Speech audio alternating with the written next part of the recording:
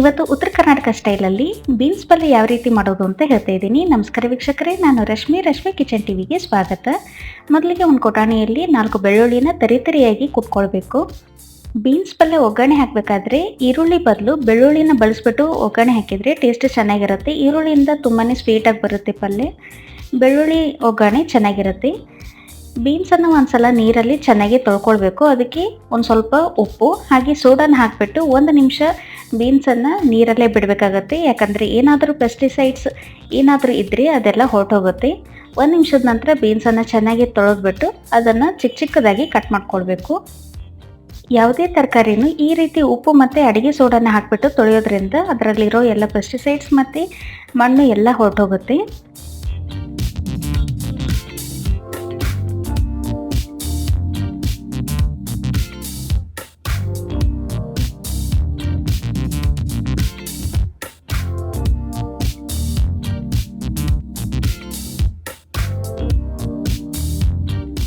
ನೀರಿಗೆ ಸ್ವಲ್ಪ ಉಪ್ಪನ್ನು ಹಾಕಿಬಿಟ್ಟು ಕುದಿ ಬಂದಿರತಕ್ಕಂಥ ನೀರಿಗೆ ಕಟ್ ಮಾಡಿರ್ತಕ್ಕಂಥ ಬೀನ್ಸನ್ನು ಹಾಕಿಬಿಟ್ಟು ಬೀನ್ಸ್ ಸ್ವಲ್ಪ ಸಾಫ್ಟ್ ಆಗೋವರೆಗೂ ಬಾಯ್ಲ್ ಮಾಡ್ಕೊಳ್ಬೇಕು.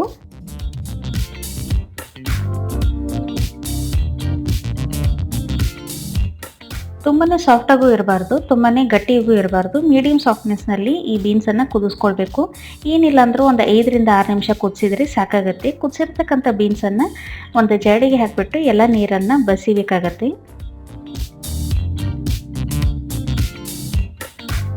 ಇವಾಗ ಪಲ್ಯ ಒಗ್ಗರಣೆ ಹಾಕಲಿಕ್ಕೆ 2 ಚಮಚದಷ್ಟು ಎಣ್ಣೆ ಕಾದ ನಂತರ ಅರ್ಧ ಚಮಚದಷ್ಟು ಸಾಸಿವೆ ಹಾಗೆ ಜೀರಿಗೆ ಮತ್ತು ಕೊಟ್ಟಿರ್ತಕ್ಕಂಥ ಬೆಳ್ಳುಳ್ಳಿ ಮತ್ತು ಸ್ವಲ್ಪ ಕರಿಬೇವಿನ ಎಲೆನ ಹಾಕಿಬಿಟ್ಟು ಸ್ವಲ್ಪ ಈ ಬೆಳ್ಳುಳ್ಳಿ ಕಂದು ಬಣ್ಣ ಬರೋವರೆಗೂ ಫ್ರೈ ಮಾಡಬೇಕು. ಆ ನಂತರ ಬೇಯಿಸಿರ್ತಕ್ಕಂಥ ಬೀನ್ಸನ್ನು ಹಾಕಬೇಕು.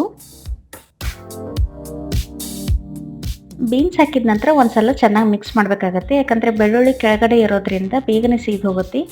ಬೆಳ್ಳುಳ್ಳಿ ಸೀದು ಹೋದರೆ ಪಲ್ಯ ಟೇಸ್ಟಾಗಿರೋದಿಲ್ಲ. ಇದಕ್ಕೆ 1 ಚಮಚದಷ್ಟು ಅಚ್ಕಾರದ ಪುಡಿ, 1 ಚಮಚದಷ್ಟು ಉತ್ತರ ಕರ್ನಾಟಕ ಮಸಾಲೆ ಖಾರ, ಚಿಟಿಕೆಯಷ್ಟು ಅರಿಶಿನ ಹಾಗೆ ರುಚಿಗೆ ತಕ್ಕಷ್ಟು ಉಪ್ಪು, 1 ಚಮಚದಷ್ಟು ಕಾರೆಳ್ಳು ಅಥವಾ ಗುರೆಳ್ಳು ಅಥವಾ ಹುಚ್ಚೆಳ್ಳು ಪುಡಿ, 2 ಚಮಚದಷ್ಟು ಶೇಂಗಾ ಪುಡಿ ಅಥವಾ ಕಡಲೆ ಬೀಜದ ಪುಡಿ ಹಾಗೆ ಸಣ್ಣದಾಗಿ ಕಟ್ ಮಾಡಿರ್ತಕ್ಕಂಥ ಕೊತ್ತಂಬರಿ ಸೊಪ್ಪನ್ನು ಹಾಕಿಬಿಟ್ಟು ಒಂದ್ಸಲ ಚೆನ್ನಾಗಿ ಮಿಕ್ಸ್ ಮಾಡಿದರೆ ಈ ಬೀನ್ಸ್ ಪಲ್ಯ ರೆಡಿಯಾಗಿರುತ್ತೆ.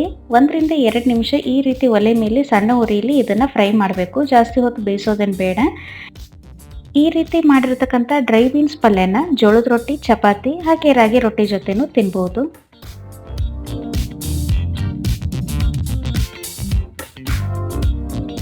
ಇವತ್ತಿನ ರೆಸಿಪಿ ನಿಮಗೆ ಇಷ್ಟ ಆಗಿದ್ರೆ ವಿಡಿಯೋನ ಲೈಕ್, ಶೇರ್, ಕಾಮೆಂಟ್ ಹಾಗೂ ನನ್ನ ಚಾನಲ್ನ ಸಬ್ಸ್ಕ್ರೈಬ್ ಆಗೋದನ್ನು ಮರಿಬೇಡಿ. Thank you.